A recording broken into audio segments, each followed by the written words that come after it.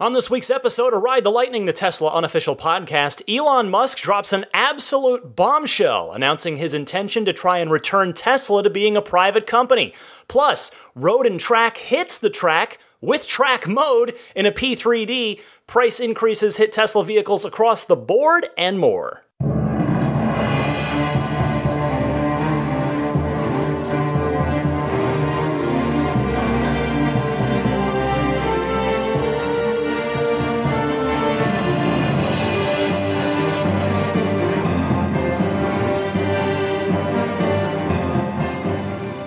What's happening, friends? Ryan McCaffrey here with you for the 158th episode of Ride the Lightning. It is the Tesla unofficial podcast for August 12th, 2018. Daisy the boxer puppy, half asleep, still half awake to my left. She'll be asleep by the end of the show, I can guarantee it. Plenty to get to this week. I want a quick show note up top. I'm going to be on vacation from Sunday to Saturday this week. So the show I won't be able to do the podcast for next week. It will come on time, but it won't get done until Saturday night. Usually I do it Friday night, so just wanted to apologize to the Patreon folks, the supporters on Patreon in advance, those of you at the early show access level. It's not going to be too early this week. Hope you'll forgive me if it makes you, maybe a week or two ago it was earlier than usual. It's Thursday night, so hopefully that karmically balances out a little bit. But anyway, just a quick show note there. I wanted to add, I am getting quite antsy to get my car back from Immaculate Reflections and the detail work being performed there. It's been extended by the fact that Jeff, he had told me, he warned me well in advance, this was not a surprise, that he was going to be out of town for 4 days. So that has eaten into the time, and I was hoping I would get it back the day before I left for my vacation so I could at least come home to it in the garage and drive it the day before I left. Didn't quite work out that way, but that's okay. You can't rush good quality work, and I would never want to do that. So I am still without it, but that's okay. I've been taking this opportunity to, for those of you, by the way, I've been trying to update the Instagram. So I've, like I told you guys when I got the car, I'm putting all the Spirit of Adventure stuff on my otherwise until now unused Instagram, which is the same as my Twitter, DMC_Ryan. So if you want to see pictures and stuff of what I'm up to with my Model 3, you can take a look there. No, certainly you don't have to, but if it's there if you want it. But yeah, I've been taking this opportunity while I wait for the car to get done to get some cleaning products, some car care products. So I ordered at Jeff from Immaculate Reflections' suggestion. I ordered a pressure washer hose that I can, in my garage, I can really give the car a good spray down without having to take it anywhere. And then I'm going to be getting I think he likes the 2-bucket method, I think, with like the grit divider, whatever that thing's called. I don't remember now, but I'm going to just make sure I want to do this right. If I invested all this in this car and I want to keep it looking nice, I want to make sure I do it right. So that, I got that. It's, and if you're curious, because I know inevitably I'll get asked, I got the Sunjoe was the one that Jeff recommended me. Sunjoe. Sunjoe pressure washer. Actually, I don't know which model, and I took it down to the garage already, so I'm not sure which model it was, but so grabbed that off of Amazon. And then I also grabbed, because the Tesla owner's manuals suggest for the ultra white interior specifically, although I think this does apply to any of the interiors now that they're all the synthetic material, they recommend rubbing alcohol. So, the 70% isopropyl. So I was at Walgreens and I thought, while I'm here, let me pick up. Had to get a refill of some asthma medication, and then okay, let me see if Walgreens will probably have this. And they had an even more perfect solution than I was even thinking of. They have wipes, 70% isopropyl alcohol wipes in a nice like plastic seal, tube container that seals up. So I can just put this in the car with some maybe a microfiber cloth or two to, so you can wipe down the seats every now and again, every couple weeks or so with the rubbing alcohol, and then I don't want to leave that on there, so just wipe the the alcohol off after it's done its job with a little microfiber cloth. So yeah, and then the other thing I got real quick before we get to the Tesla news, I bought a Draggy. I think that's how it's pronounced. It's Dragy. There's sort of two primary methods for clocking the performance of your car with relative precision. There's the V-Box, which I had been familiar with, and the Draggy, which I've only learned more about recently. I will talk more about this after I have a chance to use it, but basically it's just a little dongle. It's like the size of basically a pack of gum is about that. I've got it in my hand here. And it connects to your phone with an app and GPS, uses the GPS in your phone to track your positioning, the acceleration, and I think even the G-forces, and it measures elevation too, so you know if you did it on flat ground or a little uphill or a little downhill, so you have a little more validity to your numbers one way or the other. So I am very curious to try this out, and yes, I will make sure I do so in a very safe place.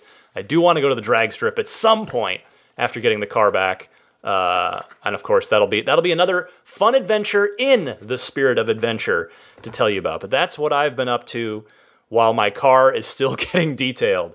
All right, let's talk Tesla news.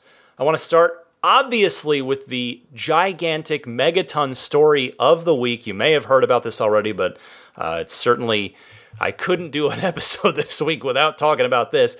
Elon Musk dropping an absolute nuclear bombshell of news on Twitter, saying that he wants to take the company private again. Stop, no more public company, take it private.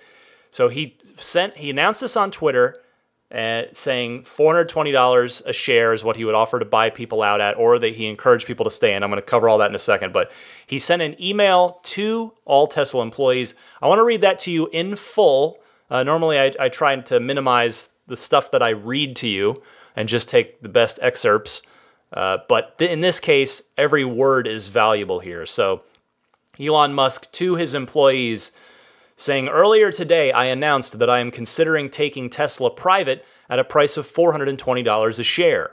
I wanted to let you know my rationale for this and why I think this is the best path forward. First, a final decision has not yet been made, but the reason for doing this is all about creating the environment for Tesla to operate best. As a public company, we are subject to wild swings in our stock price that can be a major distraction for everyone working at Tesla, all of whom are shareholders. Being public also subjects us to the quarterly earnings cycle that puts enormous pressure on Tesla to make decisions that may be right for a given quarter, but not necessarily right for the long term. Finally, as the most shorted stock in the history of the stock market, being public means that there are large numbers of people who have the incentive to attack the company. I fundamentally believe that we are at our best when everyone is focused on executing, when we can remain focused on our long-term mission, and when there are not perverse incentives for people to try to harm what we are all trying to achieve. This is especially true for a company like Tesla that has long-term, forward-looking mission. Has a long-term, forward-looking mission. SpaceX is a perfect example. It is far more operationally efficient, and that is largely due to the fact that it is privately held. This is not to say that it will make sense for Tesla to be private over the long term. In the future, once Tesla enters a phase of slower, more predictable growth, it will likely make sense to return to the public markets. Here's what I envision being private would mean for all shareholders, including all of our employees. First, I would like to structure this so that all shareholders have a choice. Either they can stay investors in a private Tesla, or they can be bought out at $420 per share, which is a 20% premium over the stock price following our Q2 earnings call, which had already increased by 16%. My hope is for all shareholders to remain, but if they prefer to be bought out, then this would enable that to happen at a nice premium. Second, my intention is for all Tesla employees to remain shareholders of the company, just as is the case at SpaceX. If we were to go private, employees would still be able to periodically sell their shares and exercise their options. This would enable you to still share in the growing value of the company that you have all worked so hard to build over time. Third, the intention is not to merge SpaceX and Tesla.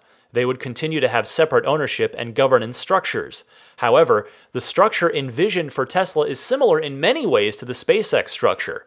External shareholders and employee shareholders have an opportunity to sell or buy approximately every 6 months.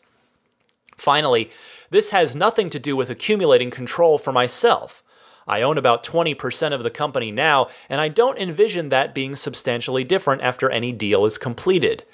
Basically, I'm trying to accomplish an outcome where Tesla can operate at its best, free from as much distraction and short-term thinking as possible, and where there is as little change for all our investors, including all of our employees, as possible.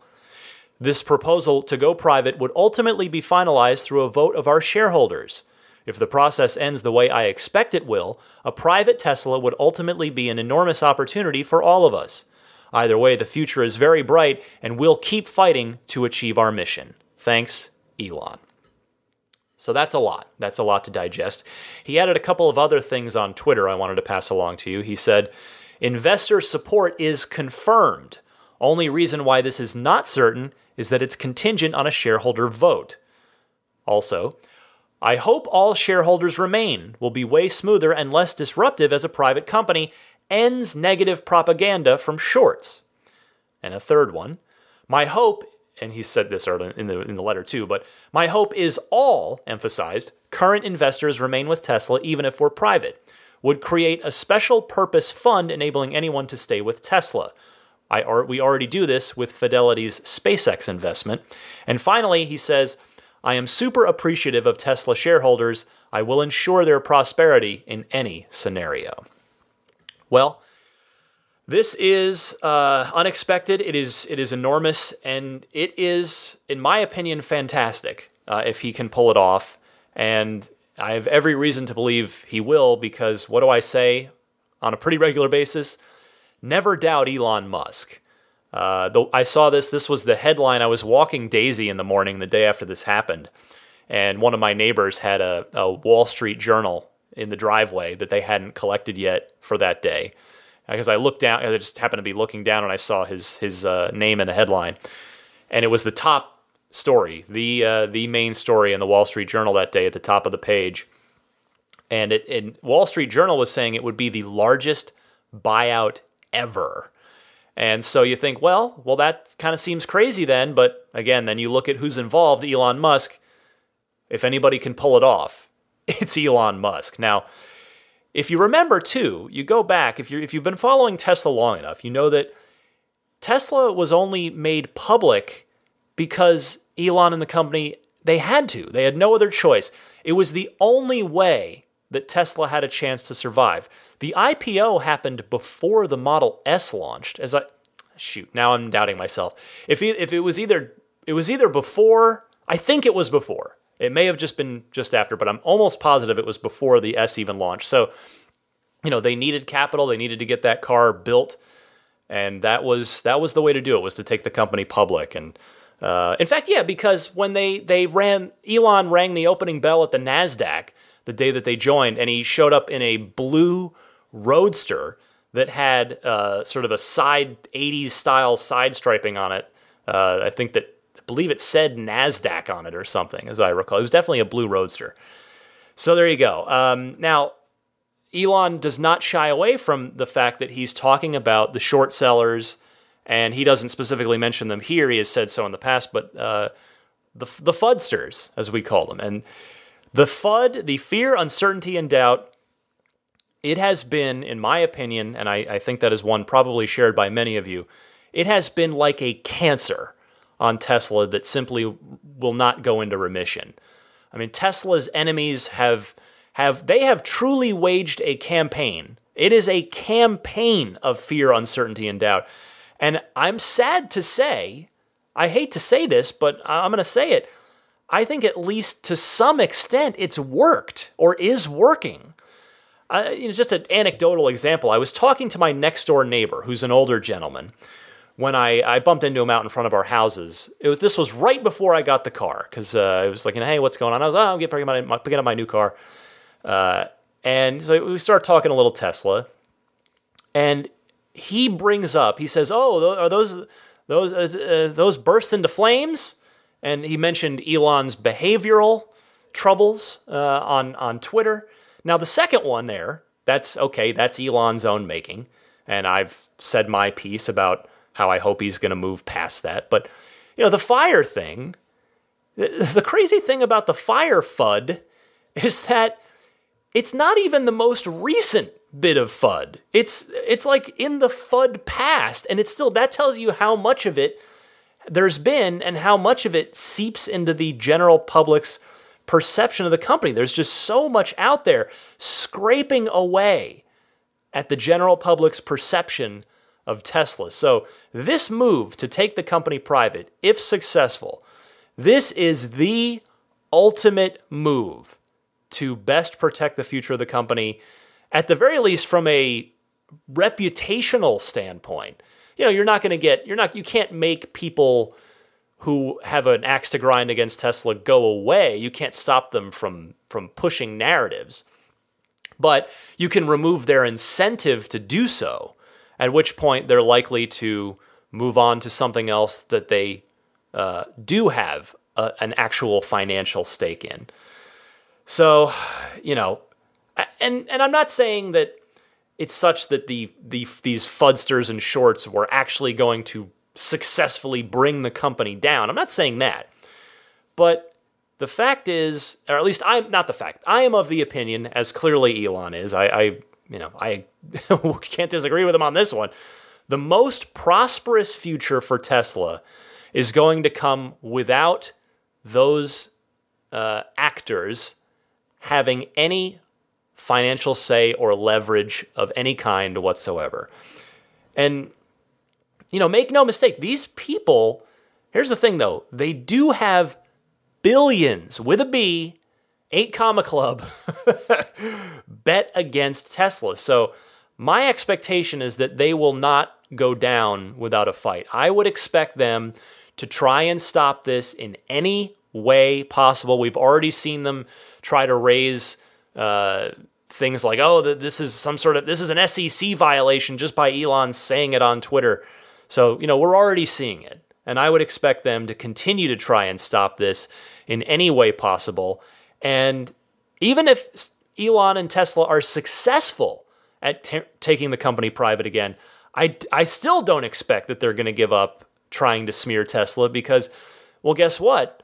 There'll be a lover scorned a bit there. They will have lost a lot of money, and they will certainly not be happy about that. So we'll see what happens there. Now, this also, by the way, puts Elon Musk's recent and repeated claims of saying he won't need to raise any additional capital on the market into proper context, doesn't it? We just heard it on the earnings call. He gets asked about it by analysts and investors all the time, and that has been his answer: is nope, I have no intention of wanting or needing to raise capital in the marketplace in the via the stock. So this also explains, by the way, I think in part the focused drive for sustained profitability that I talked about so much last week with the earnings call.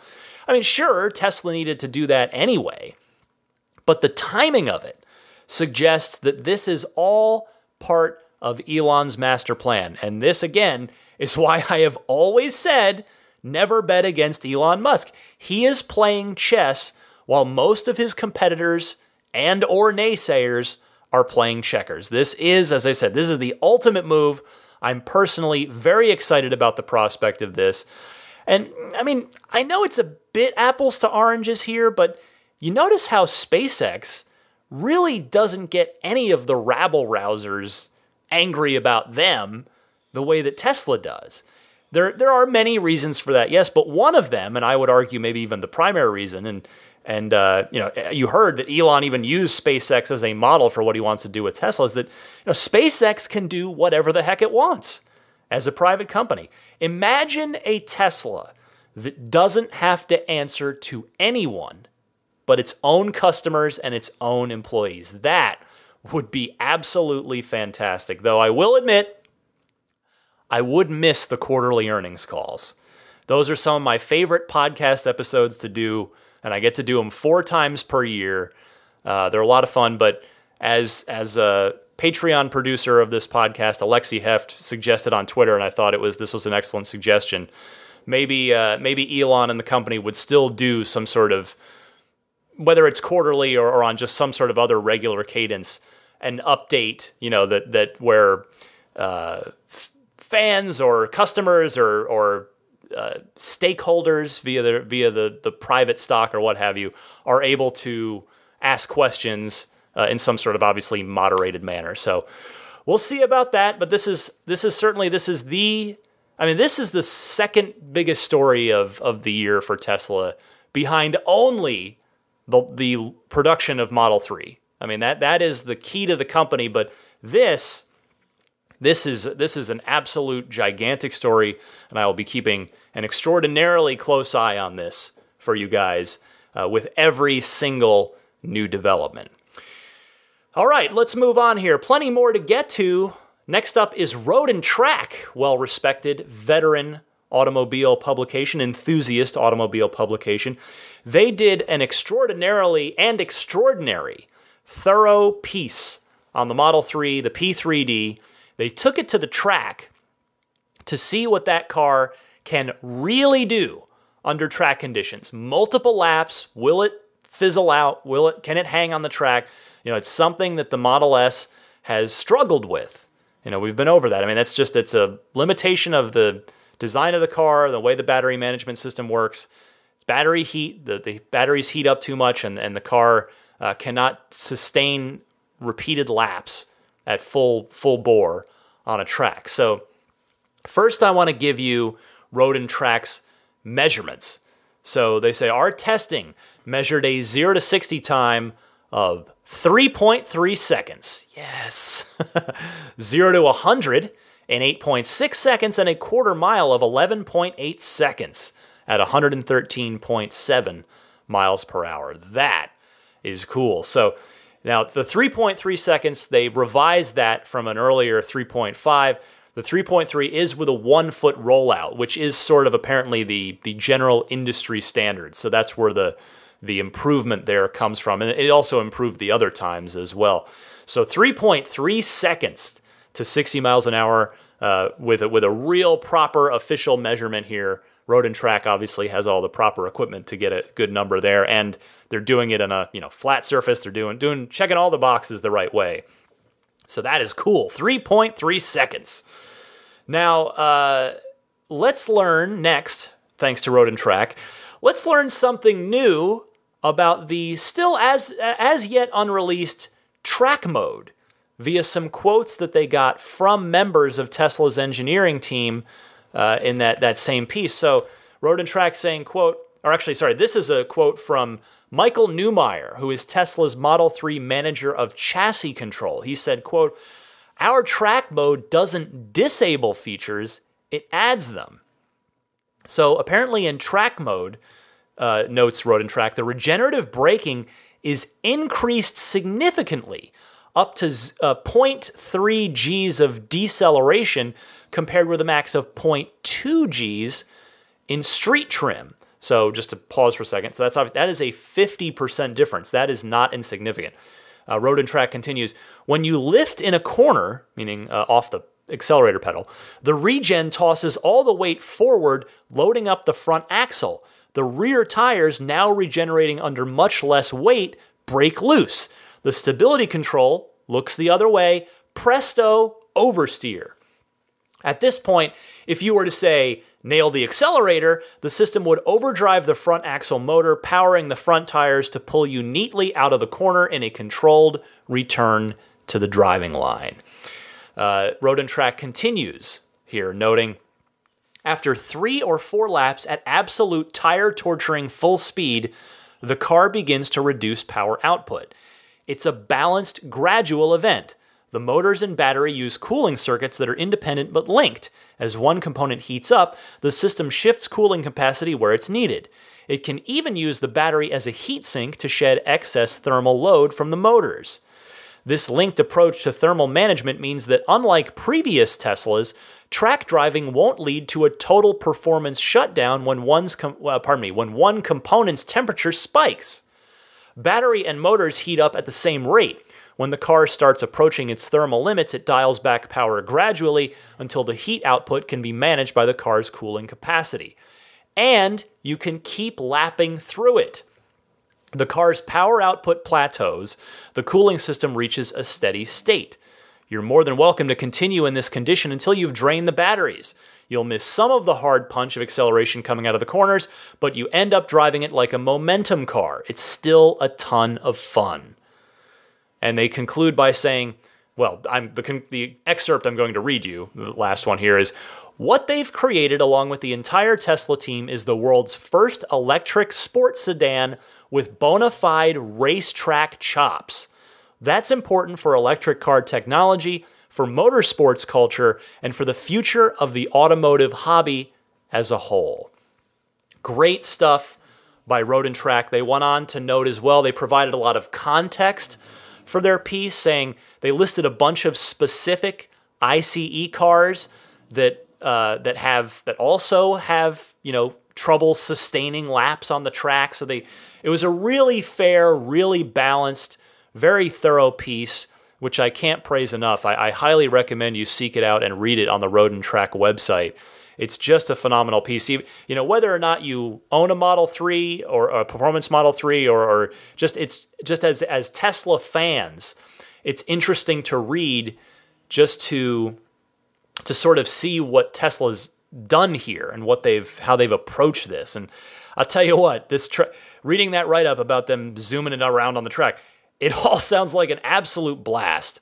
And I'll tell you, kudos to Tesla's team for really going the whole 9 yards with this.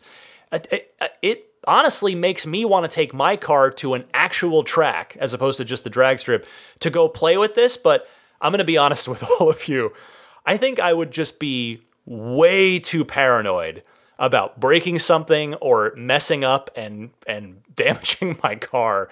Because guess what? I've never driven on a track before. I'm a complete 100% track novice, but I guess I could take classes, and I'll tell you, it would be fun to take some classes so that maybe I could feel a little shred of confidence in doing that, but that would require some free time. What's free time? I don't have a lot of that. Thank goodness for this vacation coming up. It's a nice chunk of free time, but I stay busy voluntarily. That's the thing. I have nobody to blame but myself. It's full-time job, dad, husband, dog walker to Daisy, and Tesla podcast host. I love all of those jobs. All of those jobs I am an enthusiastic volunteer and participant in. So anyway, it would be cool to go to the track someday, and maybe I will, but I really do think I would need to take some classes first before doing anything else. Okay, let's move on to, sadly, some not quite as good news. It's been a really groovy ride so far this week on this show between the Tesla wanting to go private again and the track mode stuff. But this news story, not so great. We've got some price increases across the board, S, X, and 3 as well. The multi-coat paints, that would be the multi-coat red and the pearl white, have increased from $1,500 to $2,000. And all of the other paint colors that aren't black, so all of the metallic options, they are now going from $1,000 to $1,500. The destination dock delivery fee is going from $1,000 to $1,200. And, strangely enough, dual motor, all-wheel drive was announced at $5,000, quickly went down to $4,000 before anyone could take delivery, and has now gone back to $5,000. Well, I have to say it's highly unlikely. I can't say for sure, obviously I don't work for Tesla, but I gotta figure it's highly unlikely that the materials cost on any of this suddenly went up. So therefore, I have to believe that this is simply a push towards profitability in Q3 and Q4. I mean, if you're getting at least $700 more per car. Because let's be honest, most customers with a choice of, 6, 7 colors now, I think it's back to 7 now with the Obsidian Black Metallic. Most people are going to choose a color that's not the default black. So combine that extra $700, that extra $500 or more if they go with the multi-coat. But, let's say so $500 there plus the extra $200 that they're going to get from literally everyone on the destination and delivery fee. So basically, you're getting roughly $700 more per car. So that's going to add up in a hurry, an absolute hurry. If Tesla makes 75,000 cars total across S, X, and 3 in this quarter, in Q3, multiply that by $700, you get $52.5 million extra revenue that helps push towards profitability in Q3. Now, I'm just speculating here, so I don't want this to be mistaken for any kind of fact because I don't know. But if that is the reason, I have to say it's a bit unfortunate that this is being taken straight out of customers' wallets. I mean, because we've seen Tesla in the past lower the price on things. That we've seen them pass the savings along to consumers. I mean, it's, the thing is, look at me. I just took delivery 2 weeks ago, even though I did order 3 months ago. But my exact car today, if I'd ordered it today, would be $1,200 more. That's a lot. I mean, normally I would say, like I said, you'd think, okay, well, there's no way the price is ever going to go back down. But as I said, with Tesla, you never quite know. They have done it before. I mentioned just most recently the dual motor example. 5,000 had announced, quickly revised to 4. Now back to 5. We'll see if that goes back down to 4 at some point or the paint options revise. I don't know. But nevertheless, certainly a disappointing turn of events there. I mean, we all want to see Tesla become profitable. I think it's fair we all want that as people that are rooting for Tesla and on board with their mission. But it's a shame that they are going straight to the consumers' wallets to get this. All right, well, let's move on back. That's the bad news. Let's move on to something a little happier, a little more fun. In fact, the rest of the stories are all fun from here on out. Got like 4 more stories for you.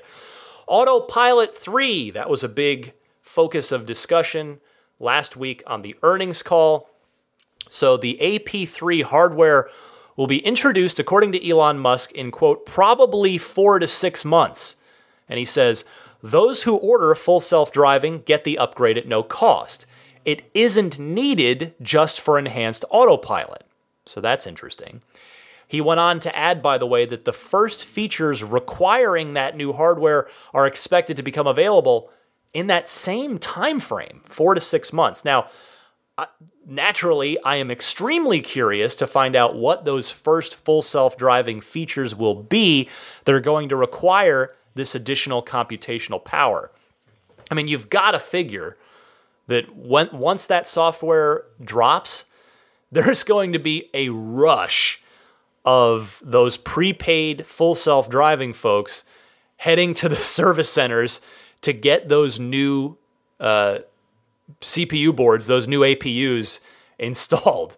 And also, one other thing too, by the way, I would probably safely take the high end on that 4 to 6 month estimate that Elon gave. And not just because of Elon time, but here's the other thing. Remember, just last week on the earnings call, Elon said that this was coming next year. 4 months would still be this year.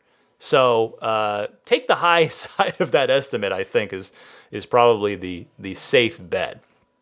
So that's another story we'll be keeping very, very close eye on to see what's coming down the pipe with the Autopilot 3 chipset and its order of magnitude greater computational power.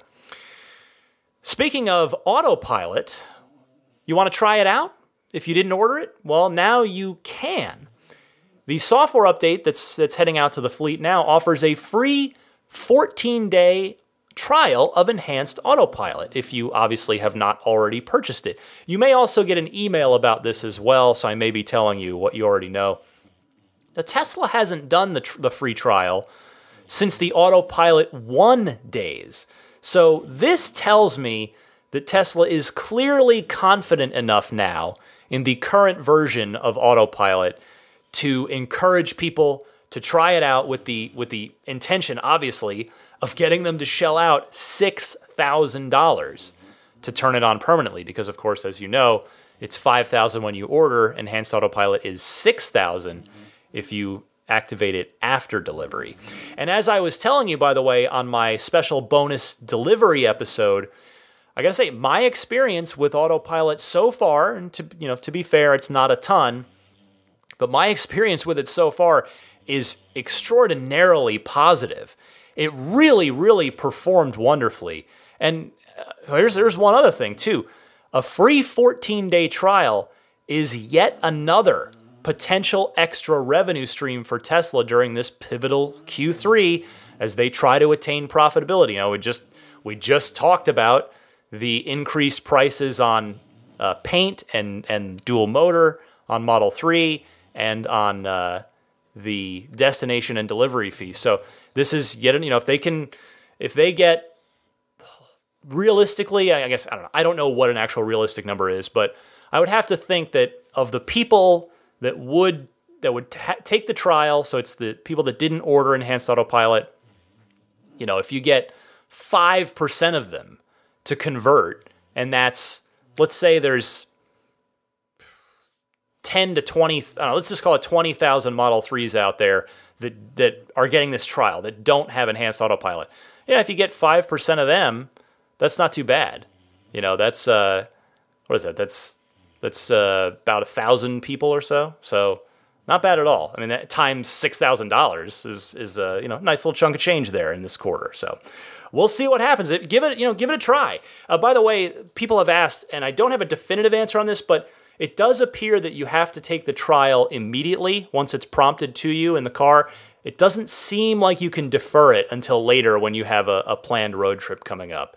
Not 100% on that, but it does appear that you need to take that free trial immediately upon receipt. And a couple more stories this week. As my friend Trevor Page from Model 3 Owners Club noted, Tesla just had an FCC ID assigned for a key fob application. So there aren't any details of what it is on the FCC page, but with the filing being from this week, I have to agree with Trevor's assessment that this may very well be the Model 3 key fob that Elon suggested might be coming. He suggested that to Consumer Reports after they had reported their difficulties with the phone as a key fob.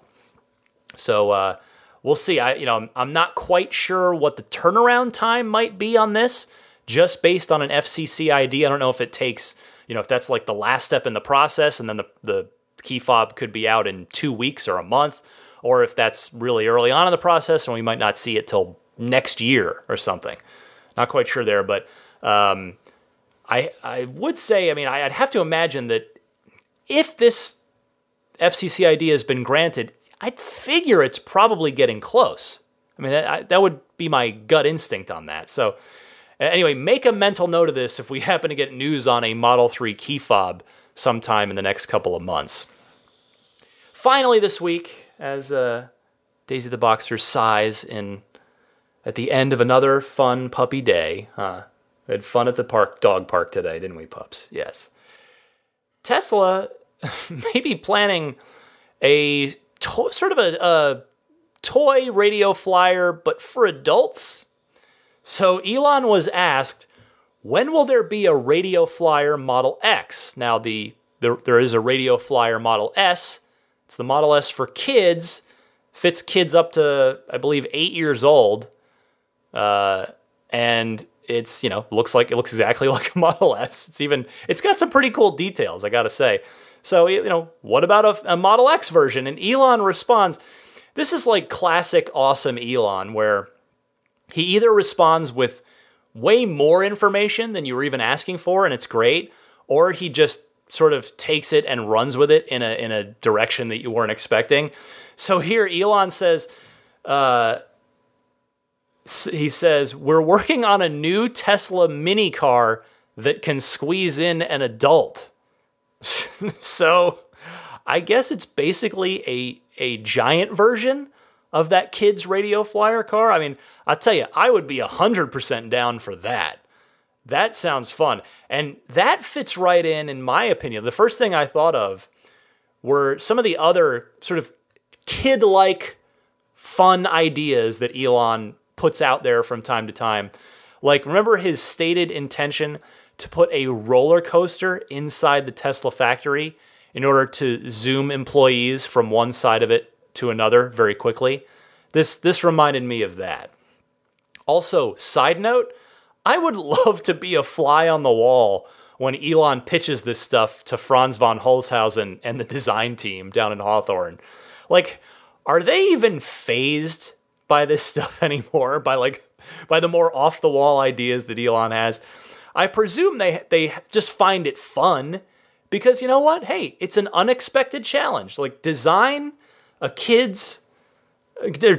little, radio flyer type electric toy car that we can cram an adult into. Like, that's got to be a fun little challenge.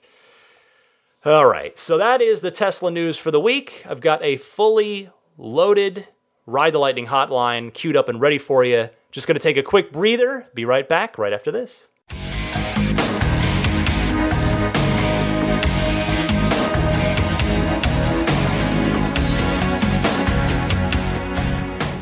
Time for the Ride the Lightning hotline. I encourage you to participate in it. It is an awesome part of the show where I get to hear all of your voices, all of your thoughts, ideas, questions, comments, discussion topics. There are two easy ways to participate in this. Either way, I kindly ask that you keep your call to a minute and a half. That would be really helpful. So you can either use your smartphone's built-in voice recorder, record something on there, and just email that file to me at teslapodcast@gmail.com. Or you can call and leave a message on the Ride the Lightning hotline, anytime, day or night. It's a toll-free number. You just ring it up. It's 1-888-989-8752. That's 1-888-989-TSLA. And if you know someone special with an upcoming birthday, anniversary, graduation, or some other special occasion, you can give them a unique gift of recorded voices from friends and family telling them why they're special. The recordings can be podcasted or put onto a keepsake. If you'd like to learn more, visit lifeonrecord.com. Let's go to Alex in Champaign, Illinois, who has some questions. He's about the potential privatization of Tesla. Hot topic for the week. Alex, go ahead. Hey, Ryan. This is Alex from Champaign, Illinois. I'm a younger guy, but I have a few $1,000s in Tesla shares that I've just been kind of accumulating over the past 2 years or so that I just wanted to hold on to for as long as I could. But I just saw the going from public to private announcement on Twitter kind of unfold. And I was just curious. I own my shares through in a free trading app on your phone, and I don't know how accessing those will work should I choose not to be bought out, because I do want to hold on to my shares if I am able to, but I don't know how that would work. And then also on the post on the Tesla website they made about it, they mentioned towards the end that shareholders and employees would have an opportunity every 6 months to buy or sell shares, and I have no idea what that means or how that would work. So I was just wondering if you or anyone who listens has a better understanding of this than I do, because I'm not really an investor. I'm just a Tesla fan. All right. But have a great one. Alex, as you and the audience know, I am not shy about saying when I don't know something, but this is such a big topic that I feel like I would kick off the hotline with this, because this is a time where I need to go to the audience. This question requires a professional answer, and I simply do not have any expertise when it comes to matters of stocks and stock trading. So if anyone in my audience is in that field and can help clarify this for Alex and for me and for all of us, I'd certainly sincerely appreciate it if you might be kind enough to call in, or maybe even just email me. I could always read it on the air too. But thank you in advance to any kind soul out there, because this, I'll tell you, it's a good chance for me to learn something, which I always appreciate when I get that opportunity. So Alex, let's hang tight. We'll see. I'm confident that the audience will come through for the both of us, because they always do.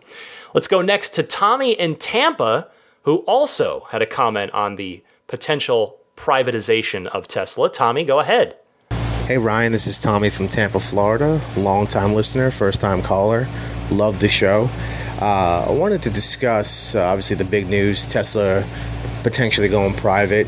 I've been listening to Gally on Hyperchange a lot, and I agree with his sentiment that I don't think Elon and Tesla would allow one entity to come in and have a majority shareholder in Tesla and take away Elon and the rest of the board's power to make decisions. So I do think it's going to be a joint venture with a couple big companies. And Gally made a point that I thought was really interesting. You know, the big players who have the capital to do this, such as Google and Waymo, I think would be an incredible joint venture with these two companies. Obviously, Google being the tech giant that they are, with the cell phones that they already have, obviously Android, Google Maps, if they were to combine forces in Tesla, and then obviously Waymo being the other big player in autonomy. Imagine if they had all the data that Tesla has from all the vehicles on the road today. I mean, you talk about accelerating the world to sustainability. I mean, if you can seriously shorten your timeline with this joint venture with these two giants. I mean, Elon said from the beginning that he wanted open books and open communication between other car companies to get EVs on the road and make the market much bigger. And obviously car companies aren't doing that. So maybe it is going to be a joint venture with another tech company who's on the same side as Elon and who sees the mission and believes in it to really get the movement going. I just think that it'd be an incredible venture with these three companies in a perfect world. But I just want to get your thoughts on that. Again, love the show. Love to hear back from you. Thanks. Tommy, I am right on board with you. A person going by the username of Juggle on the Tesla Motors Reddit started a thread pointing out a 2015 article on Vox that quoted Google co-founder Larry Page saying, "You know, if I were to get hit by a bus today, I should leave all of it to Elon Musk," end quote. You know, Google's a data company as well, obviously, and as you pointed out, Tesla has a ton of data. That could make a lot of sense. I mean, I'll say one other one though. Call me crazy, but why not try to get Apple in on it as well? I would think there should be a mutual interest there. I mean, Apple's electric car project seemingly hasn't gone anywhere. So every day they fall farther and farther behind Tesla. And guess what? As you probably may have heard, Apple has a ridiculous amount of money. They became the world's first $1 trillion valuation a week or two ago, including just billions in the bank in cash reserves. So investing in a private Tesla could be a great way for Apple to not only help push for a more sustainably powered future, but it could also be simultaneously a really smart business deal for them. Just my 2 cents there. We'll see what happens. Everybody was going to be keeping their eyes glued to this. Next up, we've got Peter in Spokane, Washington, has an update on the standard battery for Model 3. Peter, go ahead. Hey Ryan, this is Peter Sowards from Spokane, Washington. I put my $1,000 deposit down last December for the Model 3, and I'm one of the holdouts for the standard battery. As such, I've been checking the configuration page incessantly to see if there have been any changes to the, quote, available in 6 to 9 months, unquote, language that's been on there for months relative to the standard battery. Well, the day has arrived. When I check my configuration page now, it says standard battery available in 5 to 8 months. I think this is really important. I've seen on Facebook groups and Tesla Motors Club and other forums people showing concern that the $35,000 model will never be built because of its seeming unprofitability. Now, this is not proof positive that it will, but it's at least a step in the right direction. So for those listeners like me who are waiting for the standard battery, this was a sight for sore eyes after seeing the 6 to 9 month estimate for so long. Love the podcast. Keep up the great work. Thanks. Peter, thank you for pointing that out. It's of note, too, that this is still like kind of sort of a delay. I mean, because for a while, it's not a delay from super recently, but remember, for a while, Tesla had the standard battery listed as late 2018 on the delivery estimates of the earliest reservation holders. I had that. That's what it said on mine. So if indeed Tesla is now officially guiding 2019 for all standard battery cars, that does mean that the best that you and other folks looking for the standard battery are going to get on the federal tax credit side is the $3,750, the half credit. I suppose I shouldn't be surprised here because, and again, Elon has been very adamant about Tesla being profitable in Q3 and Q4, and the standard battery cars are just not going to go as far to help them do that, even by producing just a smallish number at the end of Q4. Those are cars that they could be making 3Ds or P3Ds or just rear-wheel drive, cars that are going to bring in more money in that huge Q4 profitability push. But still, though, I have to say here, I'm genuinely heartbroken for those standard battery customers, particularly those of you who've had your reservation since the beginning, since March 31st, 2016. It's been such a long wait. You folks are going to be 3 years, ish, give or take a couple months. That's a long, long wait. We've all waited a long time, but the standard battery folks are waiting the longest. I'd like to see Tesla give anybody who orders a standard battery Model 3 that has also had a reservation since the beginning. Let's say just April 2016, the first month. It'd be nice if there was some sort of gesture of appreciation. I'd even call it a gesture of apology with the tax credit thing. Whether it's free premium connectivity for life or the free unlimited lifetime supercharging. Neither of those things would cost Tesla that much in the grand scheme of things. And I don't know. Regardless, Peter, thank you for that update. Glad to see that Tesla is still officially guiding towards that same most recent time frame, rather than have it perpetually be 6 to 9 months and never get any closer than that. Next, we've got Mark in Simi Valley, California, who has a question on Model 3 software versions. Mark, you're on the air. Hey Ryan, this is Mark from Simi Valley, California. Just calling in with a question/comment on the Model 3 software versions. I recently took ownership of a rear-wheel drive multi-coat white Model 3 that is absolutely fantastic. I picked it up on Saturday, July 21st, and the car is amazing. Just it's an absolute dream. And I so look forward to hearing your comments and experiences on your performance Model 3 that you're getting this week. But my question is regarding the software updates. Now, when I first took delivery of the car, I was so excited I didn't even pay attention to what version was on it. But later in the evening, I got a pop-up that there was an update, so I let it install that night. When I checked on it the next morning, it was only version 2018.20.9. Now, it's my understanding that the current version is 26.1, which adds quite a bit as far as bug fixes and some other enhancements like the cabin over heat protection, which I would really like to have being in Southern California in the middle of the summer.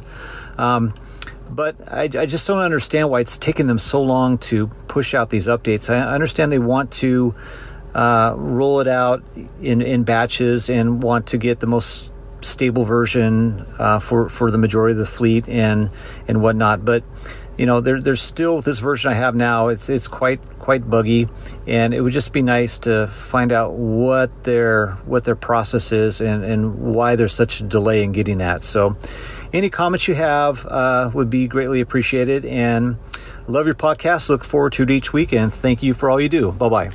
Well, I hate to do two in one show, but Mark, this is another one of those times where I have to say I don't know, but I'll try to find out one way or another. I mean, figure you should have updated by now. I mean, I will say you're not the only one. I've heard of this from other people as well. For instance, I was exchanging notes with Michael from Millbrae after I took delivery of my car. You know, I told you I took delivery with 24.8, I think, and now I updated that night to 26.3, and he had mentioned to me that I leapfrogged him during that, so that I'm I'm ahead of him now, and he still isn't on 26.3. So what I'd love to do for this one is if there are any Tesla employees, people that are actually on this stuff, who might be willing to shed some light on this for me, like even anonymously, just how this works to help us all understand the how and why of it, feel free to reach out to me. I will, of course, I am a journalist by trade. Your anonymity will be protected.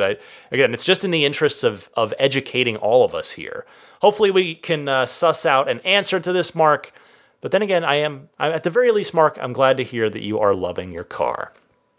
Speaking of Michael from Millbrae, hey, he's on the line. He wanted to talk about a little something on the earnings call that Elon mentioned that maybe might have flown under the radar a little bit. Michael, you're on the air. Hey, Ryan, I wanted to bring up something from the shareholder call last week that I thought kind of went under the radar, but could be a big deal. During the Autopilot update, they talked about new active safety features coming, and I was wondering what you thought that might entail. I've been thinking about how the new Autopilot is going to be able to change lanes automatically and determine when it's safe to change lanes. And that got me thinking that if someone is changing lanes into you, that your car might know that the opposite lane is available and automatically change lanes to avoid an accident. Just like we have automatic emergency braking, maybe this would be automatic emergency lane changes. But I'm curious what you think, if maybe you have some other ideas of what they might be planning. Either way, it looks like we've got some really exciting news coming up shortly. I can't wait to see what happens. Nice catch, Michael. And you make an interesting suggestion. I'd certainly love to see that. And in your email, you mentioned avoiding rear-ending, or at least helping to avoid it, with the automatic emergency braking that's already in there now. Now, seeing as rear-end accidents are among, if not the most common type of accident, particularly on freeways, what about the opposite form of rear-end accident avoidance? What about automatic emergency acceleration?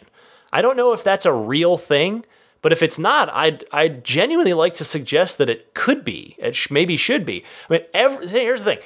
Every single Tesla, no matter the trim, has instant throttle response at basically any speed. So if the car behind you were to get too close, like say if it gets within a foot and the car senses that, why not? I'd love to see the car just do a quick little lunge forward if the forward sensors deem it safe to do so. I mean, I'm not sure if this is going to sound feasible to anyone else listening to this, let alone regulators. I have no idea, but maybe I'm missing some completely obvious safety implication, but it sounds good in my head. Regardless, I like your idea, Michael, and it's going to be very interesting to see exactly what those features are. Let's keep it rolling here with Greg. He has a thought on, he heard the name I gave my car, the Spirit of Adventure, and he wanted to share his. Greg, go ahead. Hey, Ryan, this is Greg from Oswego. Hey, I enjoyed your episode on your delivery experience, and especially the part where you got into the personal name of your car. And you enjoying the movie Up, and obviously giving your car name the Spirit of Adventure. I had the same type of thing with my car. It was definitely the most expensive car I ever bought, and I'm kind of a midlife 51-year-old tech enthusiast like yourself. And so because I'm at midlife, I actually named mine Midlife Crisis. So, and also, you may be aware already, but since you bought the Performance Model 3 and you bought it before August 1st, you are going to get free supercharging for life, just like Model S and Model X owners. So another free win for you. So anyway, thanks for all you do with the podcast. It's very informative every week, and I appreciate everything you do. Take care. Greg, I have to say, I love that name. That is fantastic. In fact, I think you've generated a good idea here. Let's have a little fun, maybe a fun segment for next week's show, kind of like the personalized license plate segment that I did a few weeks back. If you're interested, email or tweet me your Tesla's name, if you'd like to share it. Or if you're still waiting for delivery, but you know what you want to name your car, that's okay. Hey, share that, send it in too. I'll read a bunch of them next week, and we'll see some of the fun names that people are giving or going to be giving their Teslas. Our next caller is Ray in Seattle, has a very good question about when you take delivery of your Tesla. So Ray, go ahead. Hey Ryan, Ray here from Seattle, Washington. First time caller, long time listener. Congrats on taking delivery of your P3D. That's awesome. So psyched for you. And thanks for kind of taking us on this journey and giving us your first impressions. That's awesome. Looking forward to hearing more about the car. One question I had was, as you took delivery, was there a checklist that you had either in your head or that you'd, kind of like put together in terms of checking the car over? Were you looking at paint, panel gaps, and things like that? And what are your options at delivery if, in fact, you found something that was like really out of whack? Do you deny delivery, and then how long does it take turnaround time in terms of them fixing any issues that might come up? And then secondly, I had a question on insurance. Was there any additional coverage that you added onto your insurance in terms of covering the glass or making sure you have extra rental car coverage? As you know, I keep hearing that hopefully it will change and it'll improve, but I keep hearing when in fact if unfortunately you do get into a fender bender or any damage to your vehicle comes about, that it may take a little bit longer to for Tesla to fix it. And so I guess having additional rental car coverage would probably be important in this case. But just want to get your input or any ideas you might have on that and what you did maybe for your insurance. That'd be super helpful. Anyway, thanks for all you do for the Tesla community. Keep doing what you do in the podcast. Love it.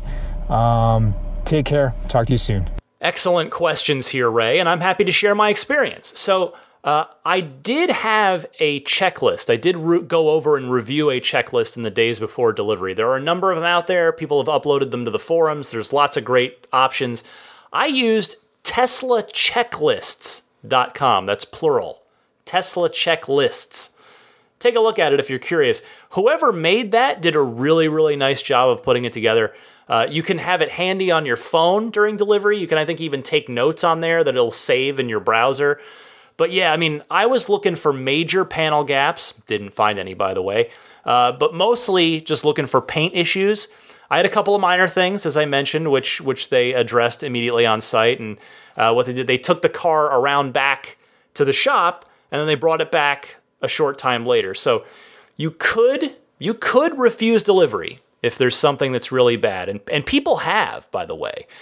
I suppose if that happens, your options from there vary on both a personal basis and a case-by-case basis. Now, as for insurance, I didn't do anything different with my insurance. I kind of talked it over with my wife, and it didn't end up being worth moving insurance companies and losing a chunk of our umbrella, like our umbrella package discount. So anyway, remember though, the caller from a couple shows back did suggest additional car rental coverage based on his unfortunate experience with trying to get his Model S repaired. So I may want to think more about that particular thing with the rental car coverage. But all the best to you, Ray. Thank you so much for calling in. We've got 3 more calls for the rest of this here.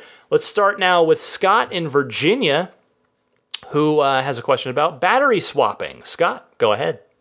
Hi, Ryan. This is Scott from Ashburn, Virginia. Love the podcast. Had a question for you. Had a colleague that was on the list for quite a while on a standard battery, decided to go ahead and upgrade to the larger battery, and actually is going to get delivery this week. That sort of triggered a thought regarding the battery swap idea that Tesla had. I know they tried it in 2015 and sort of put it on the shelf for a little while. Wasn't sure if you'd heard anything about whether they're going to go forward with that and sort of the time frame. The thought I had was just the ability, obviously through software, for someone with a standard battery, once those start being delivered, to basically upgrade, have the ability to upgrade at a swap station. Anyway, that's sort of a out there convenience thing. But love the podcast, and definitely got a recommendation for you. I know you said you hadn't read Ashley Vance's book on Elon Musk. It's actually pretty endearing to Elon. It addresses some of the controversies head on and does a good job of sort of historical research on Elon. So just a book recommendation for you. Thanks. Keep up the good work. Thank you for the call and for the recommendation, Scott. I've got that trip coming up this weekend, so perhaps I'll take you up on that. Anyway, as to the battery swapping, I don't think it's ever coming back. I got to be honest. Supercharging stations are seemingly a lot easier to roll out and probably, I would think, a lot cheaper to roll out for Tesla as well. Plus, don't forget supercharging V3 has been talked about a lot. That's coming. So the supercharging infrastructure, the speed of charge or the rate of charge will get better.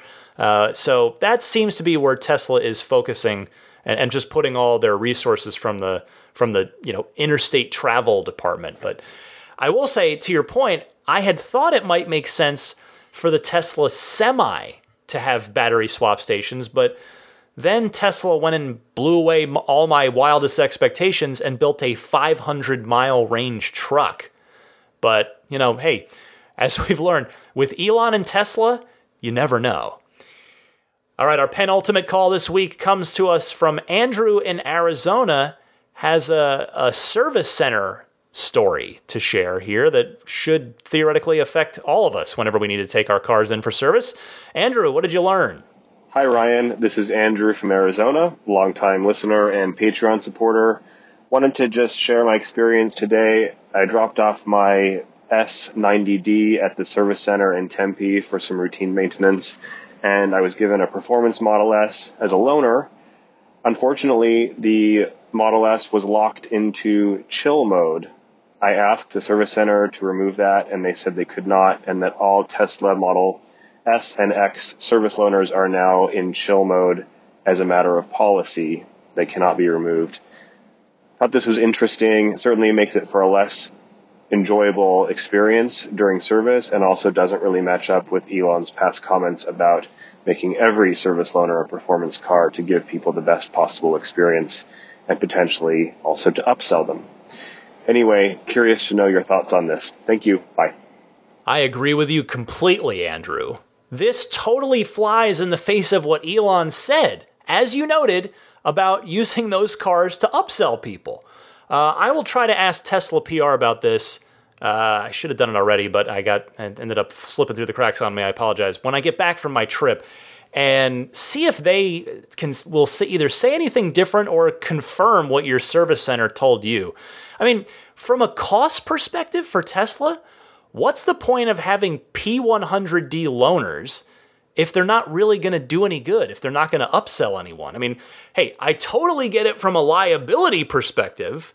I mean, I'm no lawyer, but, hey, with the monstrous power of ludicrous mode on chill mode's probably a little bit of a safer bet for your customers who may not own those cars and thus may not be used to them.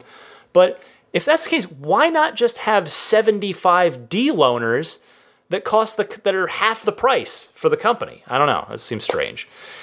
All right, last call this week is, unfortunately, an anonymous caller. A person did not identify themselves, but nevertheless, curious about a delivery change, about a change to their order and how it could affect things. So, anonymous caller, you are on the air. Hi, Ryan. I will be taking delivery of my Model 3 in the next 2 months or so, and I configured my dual motor non-performance Model 3 before white seats were an option. Do you think if I go back in and change it to white seats, that would affect my delivery window? Well, it probably will, but I honestly don't think it'll affect it by a lot. I mean, you'll still be well in the clear for eligibility on the full federal tax credit. You'd be taking delivery no problem in calendar 2018. And remember that, here's the thing, you can wait for your car an extra month or so, potentially, or potentially regret not getting the white interior for however many years that you end up owning the car. So either way, as long as you've thought it through, you'll be fine. Just keep that in mind. And hope your delivery day comes soon, either way. Thanks to everybody who called in on the Ride the Lightning hotline this week. Again, I strongly encourage you. I would love to hear from folks. You can give me a call anytime, either via your smartphone and recording a question on there and emailing that file to me at teslapodcast@gmail.com, or you can call in and leave a message anytime, day or night, on the toll-free Ride the Lightning hotline. That number is 1-888-989-8752. Be right back with some parting thoughts for you right after this.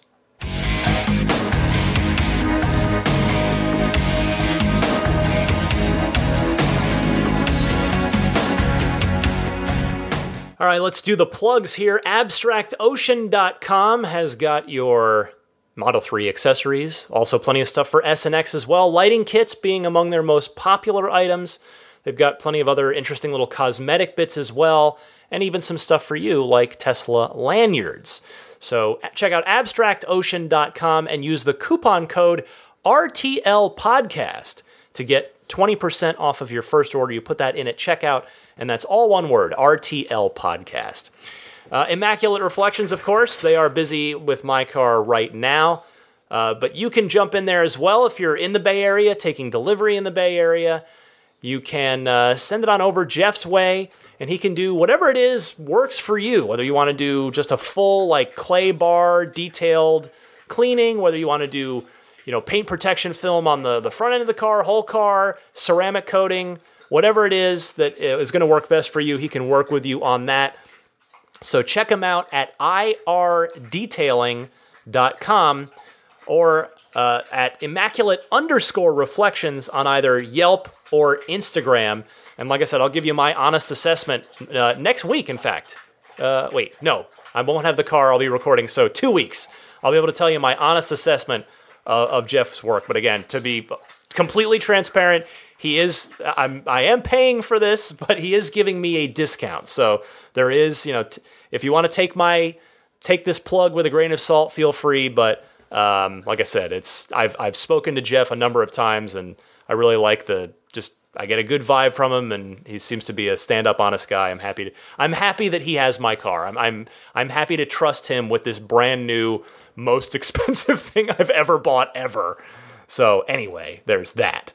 You can follow me on Twitter at DMC_Ryan. Email me anytime at teslapodcast@gmail.com. Some really cool show news, by the way. I want to send a very special thank you to Martin from EV News Daily. If you ever want to check out that podcast, Martin, he sent me the best tip. So I get from time to time people are like, "Oh, could you put your podcast on iTunes?" Not even if it's just a still like a logo up there. I don't even necessarily need to see you. Nobody wants to see me, believe me. But I like to listen to podcasts on YouTube. And like I'd put the first couple up, and it was an easy process, just a kind of a time-consuming one to encode it and do the whole thing. Anyway, Martin showed me a way that apparently my podcast host provider, Libsyn, has this all built in, and it like almost couldn't be easier. It's super easy to syndicate and publish to YouTube. So thanks to Martin's instructions and his just kind suggestion in the first place, and his help, every single episode of this podcast is now on YouTube. So if you want, there's like I said, there's no video there, but you can search for stuff if you want to. You easily find it. It's all there. Everything is all there. So thank you, Martin. I really, truly, sincerely appreciate that, because hey, YouTube's a huge search engine, so it's having all my shows up there is will make it easier for people to find. So that's really awesome. Thank you again, Martin. Let's see here. I guess of course most of you probably already subscribe, which is you can do that through iTunes, Google Play, Google Podcasts, Stitcher, TuneIn, or Spotify as well. And then there's the hosting site where you can grab the RSS feed or individual shows. That's at teslapodcast.libsyn, LIBSYN.com. My referral code, by the way, I have one now. And it's good. Again, you can use this code if you're ordering any new S, any new X, or any Performance Model 3. I guess it'd be just not any, a Performance Model 3. You can use my referral code and get free unlimited lifetime supercharging. So my code is Ryan73014.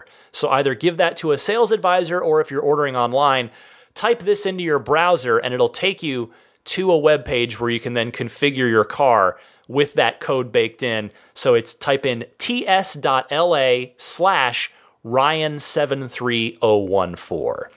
And on the Patreon side, again, hey, if you get a lot out of the show each week, you find it informative, it's of value to you, it's of use to you, and you choose to support it on Patreon, I would sincerely thank you for it, and even just for considering that.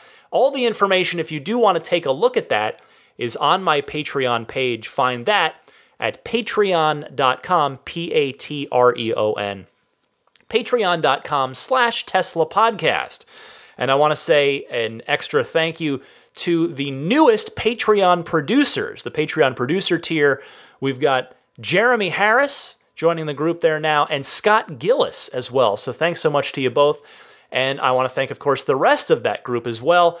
Paul Hussey, DJ Harbaugh, Pete White, Wolfgang Obergen, George Cassiopo, David Brander, Jonathan Wales, Alexi Heft, Logan Willis, Matthew Para, Michael Lester, Robert Miracle, Jason Chalukas, Emotion Rentals, Richard Ouellette, Tim Hyde, Marcus Mayenshine, Lee Sweet, Lars Hoffman, Orion Coates, Peter Chalet, Harold Plug, Kenneth Martin, Michael Callahan, Rome Strack, David Vakil, Ulrich Lassa, Luke A., David Kittle, Eric Randolph, David Nondahl, Luke Miles, Stefan Joris, Gabriel Salays, Jerry and Mary Smith, Ketafuki, Brian Hope, Rick Cinta, and Bill Royko. Thank you all so much for your continued support. And to close the show this week, a special message from Cruz in Arizona. Cruz is the son of Anthony, a listener of mine. So Cruz, the floor is yours. Take us home.